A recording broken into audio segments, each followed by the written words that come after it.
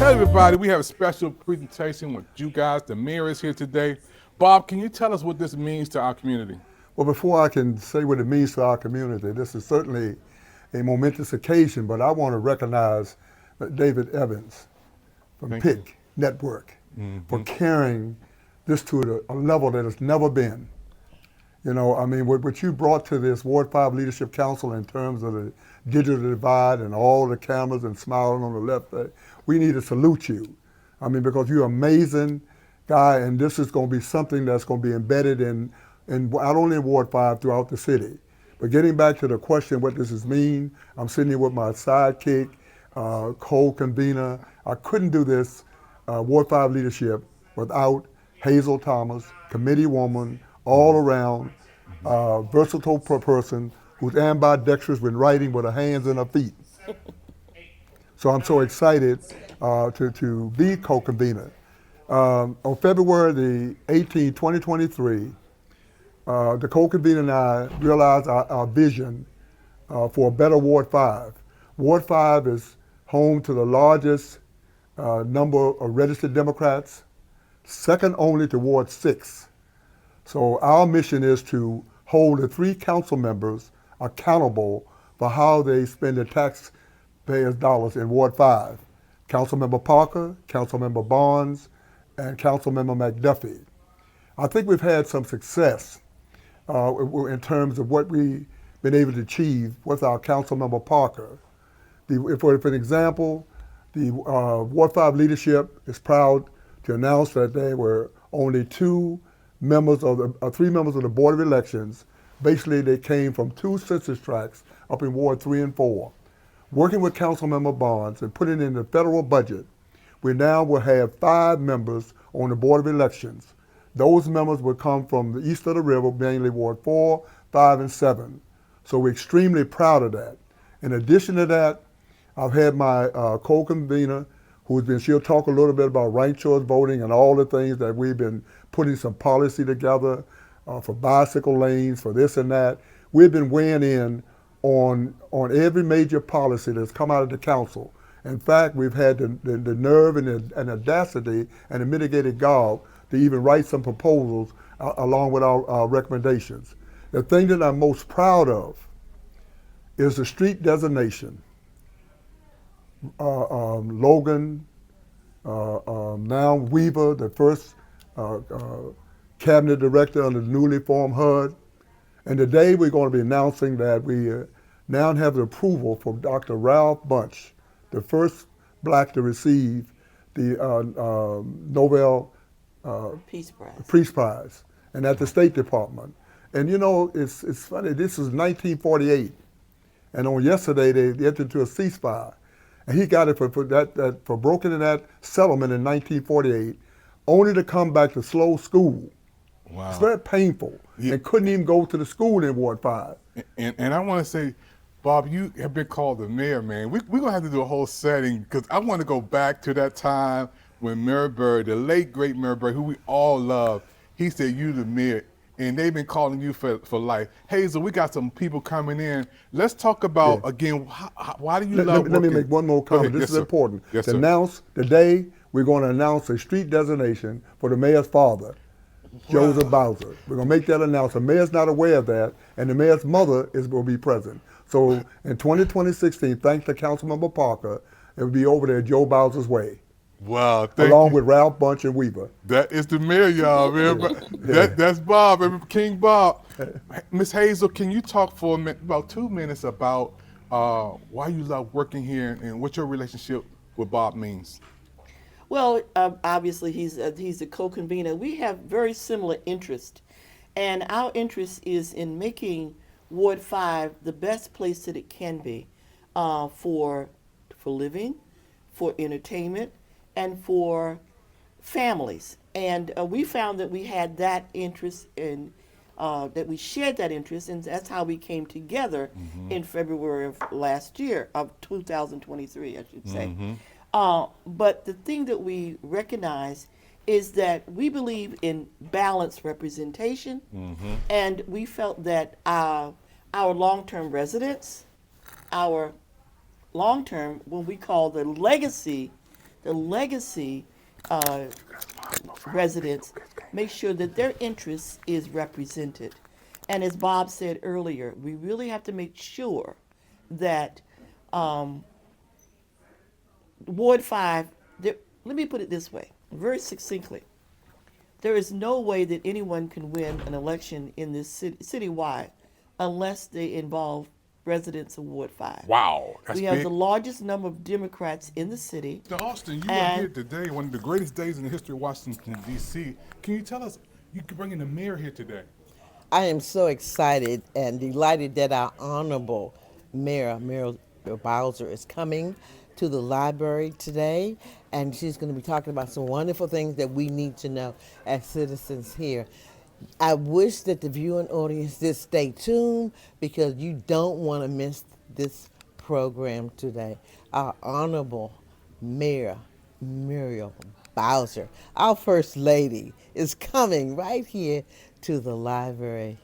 And she helped build this library here at Woodridge. And I am so excited, like I said before, and we're going to have some police officers that we're going to be interviewing, and maybe they're right here right now, and her staff is here, and everybody is so excited. Everybody's so happy. So stay tuned, don't go nowhere. We'll be right back with the police chief. With the chief, our chief, who's guided this city over troubled waters. God bless The you. last time we met was in Ward 5. That's right. Over Leroy Swain's house. That's and right. I was looking, and she didn't come today. I was adoring our picture, David, that's going to come up here 1,000 times. Going on in the city. Well, we, I mean, as you know, crime has gone down considerably here across the District of Columbia. First of all, let me just say how happy I am, and I'm pretty sure that the rest of the folks are here to meet with the mayor, our amazing mayor of Washington, D.C., Mayor Muriel Bowser here at the library, beautiful library, I might add. But I think what's really important, what's on the minds of our people here in Washington, D.C. Crime is always at the top of everybody's mind. Public safety is at the top of everyone's mind. And one of the things that I'm very proud of, even at this moment, is that we know that crime has gone down, and we will continue to work towards, as a public safety ecosystem, to continue to drive crime down across our city.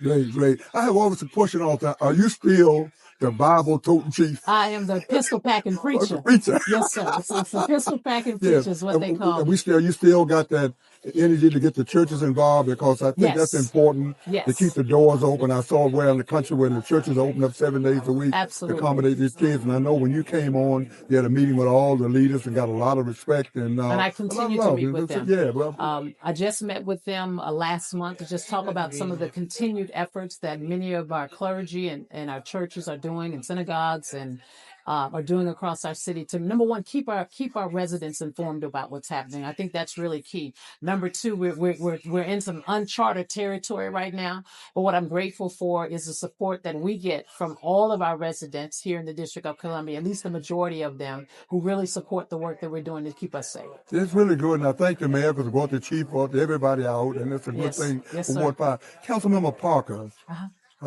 introduced about 15 pieces of legislation about truancy. Have you had a chance to look at that? And I have not had a chance to look at any legislation specifically around truancy. I'm sure as we continue to move towards what we can do, and what the DC City Council will do it with proposed legislation from the mayor and some of the council members, to ensure that we're wrapping our arms around our young people, making sure we keep them safe. And I think one of the things that we have to ensure that our kids are doing is staying in school.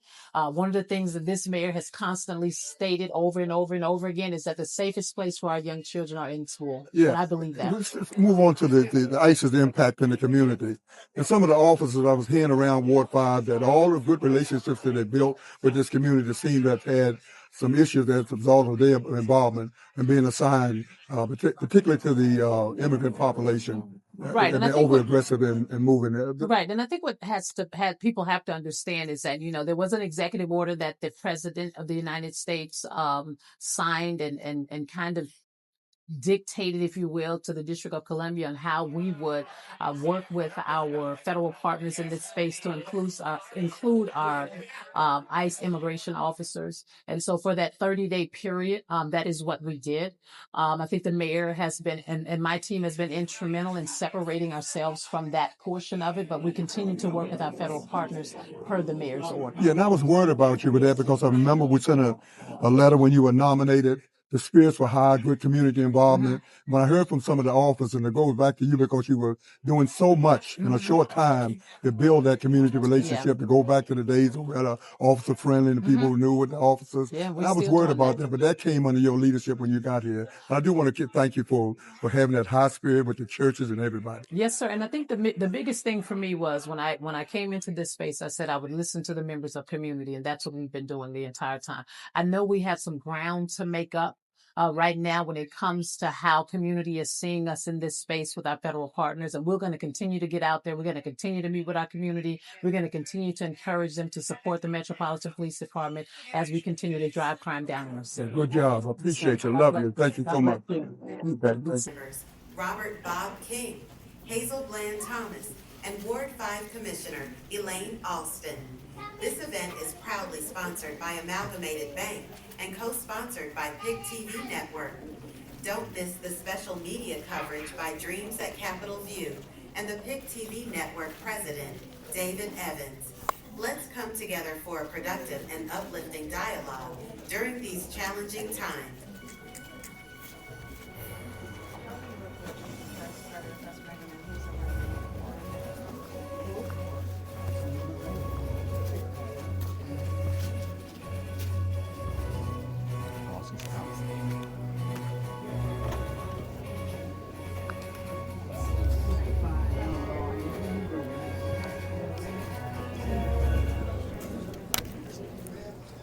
Can you play that video again?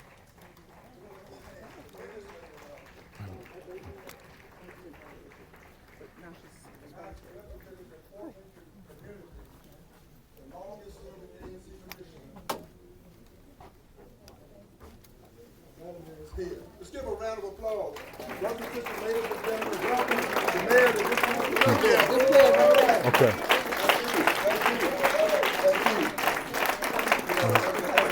Starting to say the continue right now. Where's Councilmember Parker? Madam Mayor, 2026, along with Dr. Ralph Bunch, we got the Nobel Peace Prize, along with Robert Weaver, the first housing director. That street is going to be named Joe Bowser Way. That's good. Come on. All right, gentlemen. Now we got to do that. Already, Councilmember Parker called me the other day. It's already before the council because it's about 2 years ago. Do it in that 2 year period. We can't wait. I'm going to personally go over there and put that sign up. Because Joe Bowser, the father, was my first ANC commissioner. Mine. And you know, he baptized me because Fort Lincoln didn't have a ANC commissioner. I've represented for 32 years. Now we got 2. I went to the meeting. I was being nosy. Some of the meeting up at the school. So I went up there and I raised my hand to speak. You know what he told me? He said, you can't speak. It's only for commissioners. I went there and said, who's that guy? He said, Joe Bowser. I said, okay. Well, you know what happened? I said, I'm going to speak for 32 years. Bill Rice. Stand up, Bill. That's right. Bill Rice. Recognize him. You're rolling the report. That's right. Newsman. And we got the other reporter back there. This thing back to Ward 5. I can't think of his name. Went to Australia. He's back. Yes, Mark. Yes, Mark Sprinter bad, but he's back. So, Madam Mayor, you have the agenda. Oh, hello, Ward 5. Well, greetings, everybody. I'm just delighted to be home and delighted to give you just a few briefings on what's happening in the district, and of course, I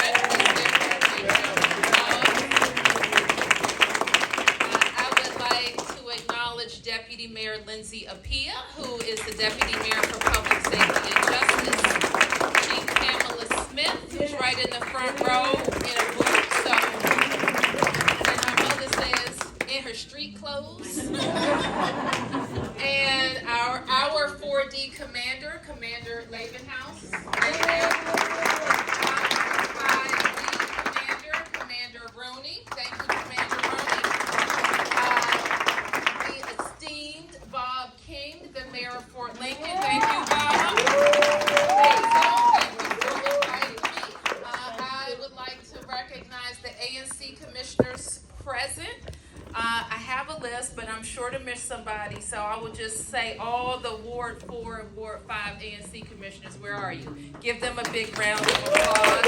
Keith Sellers, Bolton, Joe Bishop, as well as the leadership of the Lamont Briggs Citizens Association. Where are you? Give them a big round of applause. In the leadership, I know we're joined by Carmen Williams, the chair of the Michigan Park Civic Association. Please give her a round of applause. I want to recognize my chief of staff, Lindsay Parker, who is here. Phil Thomas, who is the director of the Mokers. Anthony Black. Where are the Ward 5 Mokers? Moker Sturgill. There you go. And Anthony. And Christian Sturgill, I should say, and Anthony Black, the Mokers manager. Give them a big round of applause. So, where should I start? I want to make sure I leave enough time for questions, but I'll start with my thanks and appreciation. First of all, you know, I served as an ANC commissioner in this community. I lived here in Lamont Briggs for 16 years. I lived here in Michigan Park for 18 years. In Ward 4 residents in Lamont Briggs set me on this journey. So I always start with saying thank you to ANC 4B. Give them a big round of applause. I wanted to thank everybody for your questions, your thoughts, your prayers, your tough challenges, and all of the things that we have been able to do together over these last almost 11 years that you have given me the privilege of being your mayor. I'm proud of the things that we've done together. We have, if we just look around this community, this work actually started in 2004 when I was the ANC 4B 09 commissioner. And with the Lamont Briggs Civic Association and the Development Task Force, just about everything we promised to do was done. And what is being delivered, when it was delivered with the grocery store, almost all of it has been complete. And the CAFRS project will capstone development that has taken place over the last 20 years that is exactly what the community wants and what the community asked for. So Lamont Briggs, give yourselves a round of applause. So let's fast forward to this year, which has been an interesting one. But in talking about this year, I always like to talk about how we finished last year. In 2024, Washington, D.C. was the fastest growing jurisdiction in America. No state, no city grew per capita faster than we did. Not Texas, not Florida, us. And people were moving to DC because of the great city that we are. We ended last year with record low crime at a 30-year low, having driven down violent crime in this city 2 years ago. We ended last year with our schools growing.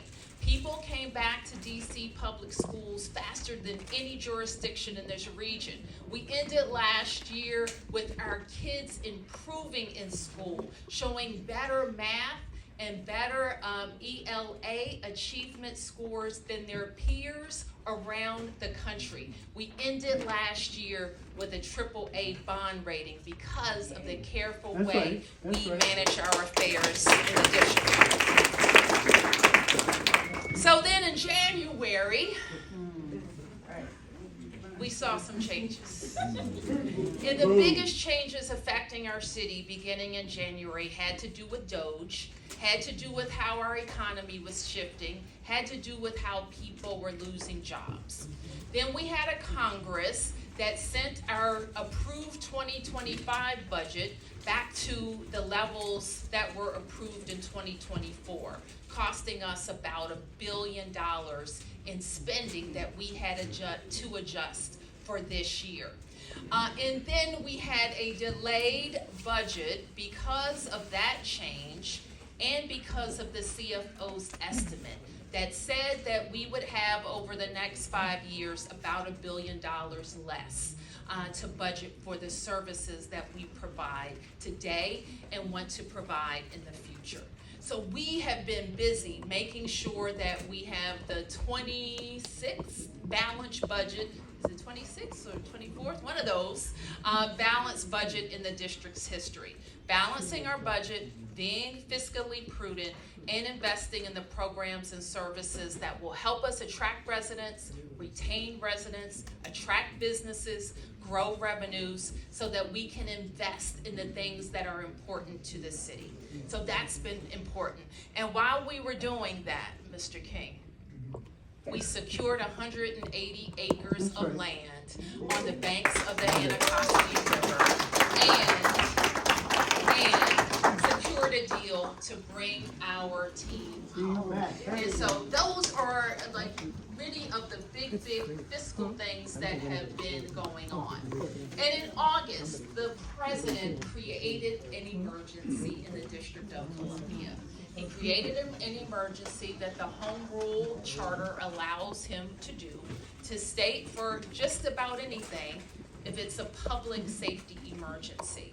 And for 30 days, he used the power that the Home Rule Charter gives him to compel us to provide services, MPD services, in the District of Columbia. At the conclusion of those 30 days, I negotiated us out of that emergency. No further congressional action, no further action by the White House to have an emergency in the District of Columbia. And when we look back on that time and we look at where we are in public safety, while we had driven down crime to a 30-year low, we saw that decrease accelerate in those 30 days and accelerate even more in the 30-plus days since then. So what we're seeing is really record low numbers of homicide in Washington, D.C. Thank you, MPD, for all of the work that you're doing. First thing I want to say, I really appreciate you coming. Yep. You're such an honorable, wonderful, beautiful First Lady. I always call you the First Lady of Washington, D.C.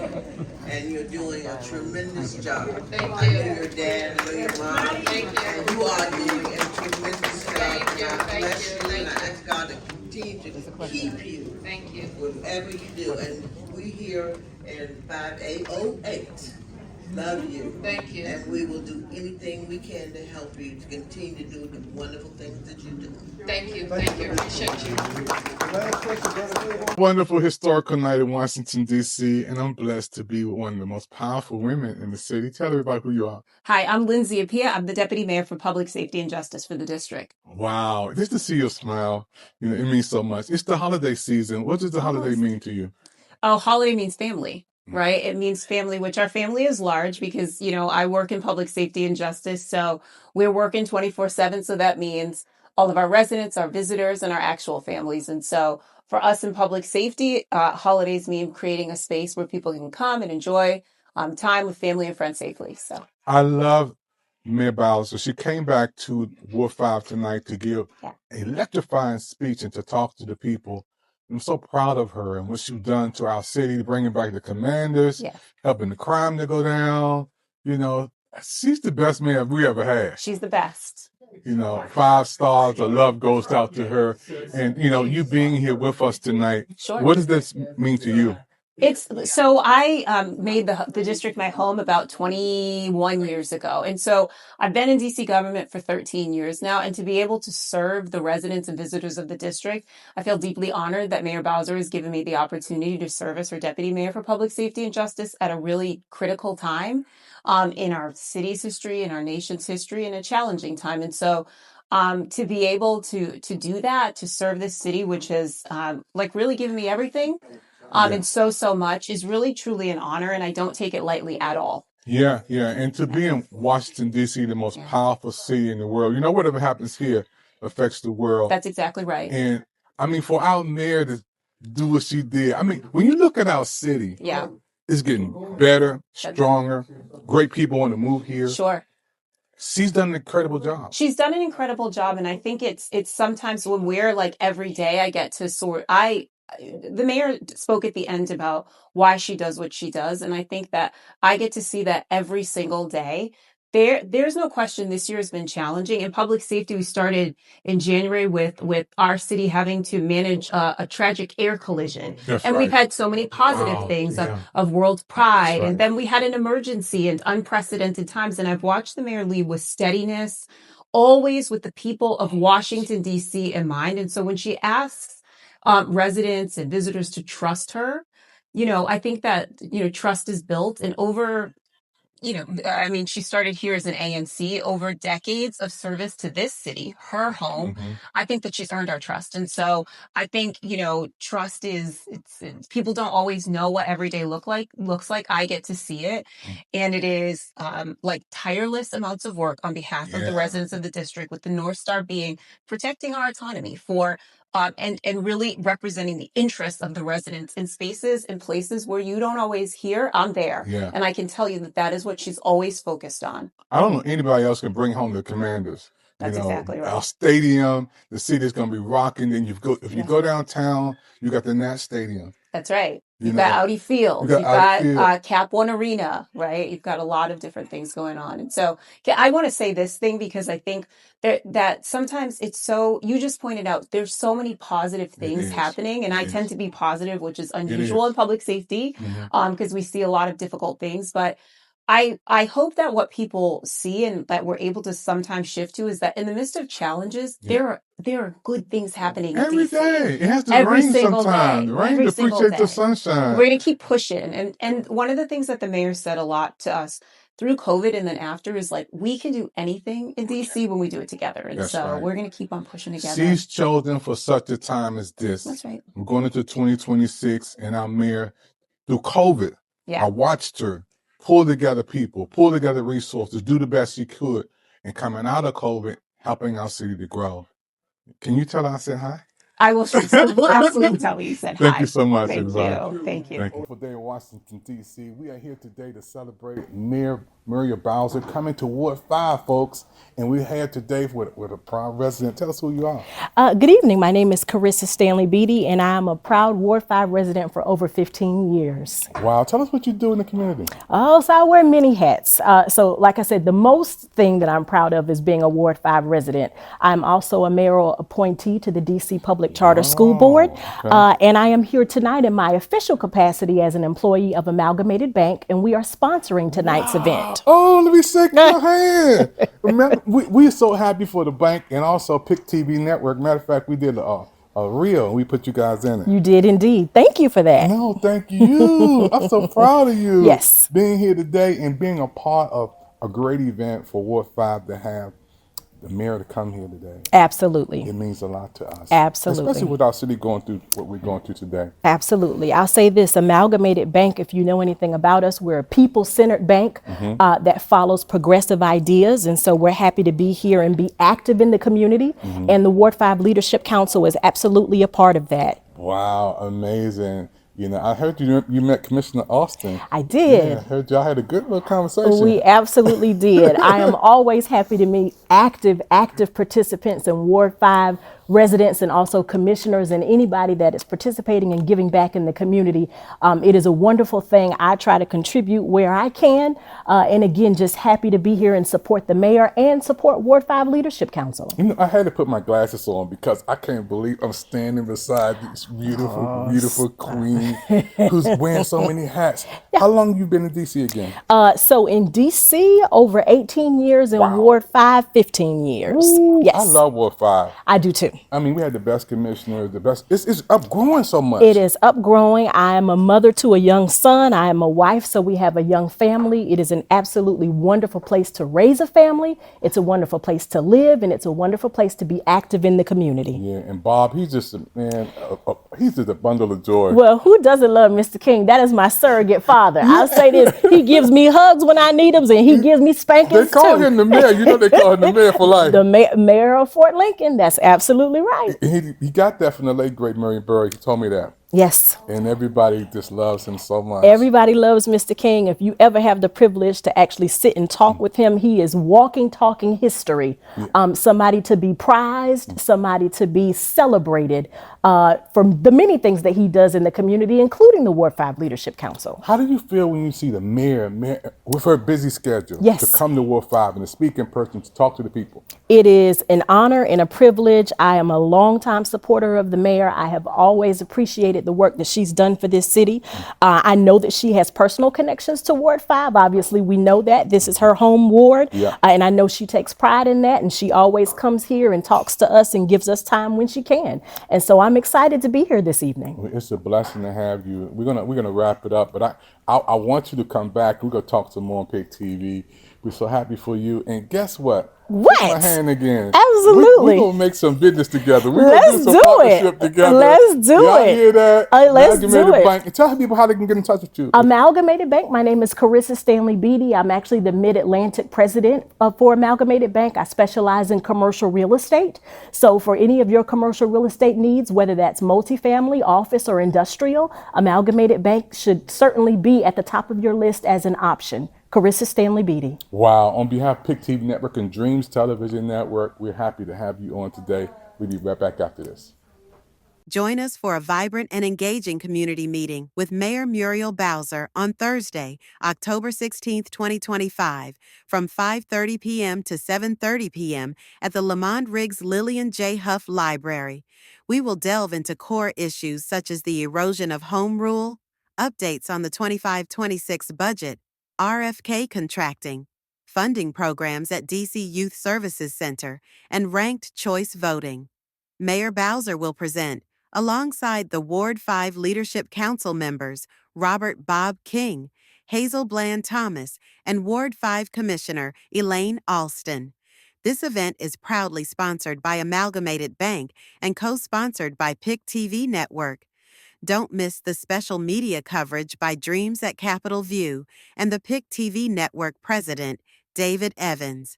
Let's come together for a productive and uplifting dialogue during these challenging times.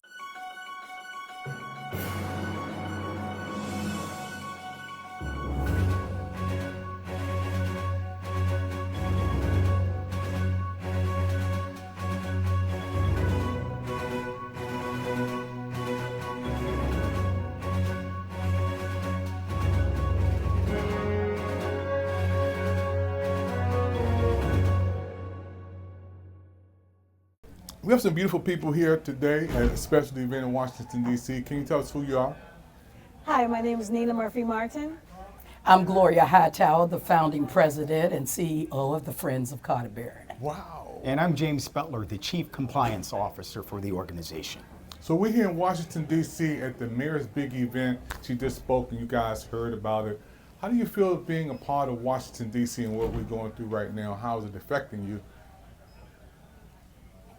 Well, as a native, as our mayor, I think that first I want to give commendation to the Ward 5 Leadership Committee for convening this wonderful event. This is my second time because when you think about Carter Barron really encompasses the city, the citywide, because it's a gift from a president of the United States of America. And the amphitheater represents the 220th anniversary of our city because our founding fathers from the state of Pennsylvania came to DC in 1800, and President Truman wanted to commemorate them with a monument, and the monument today is the Carter Barron Amphitheater.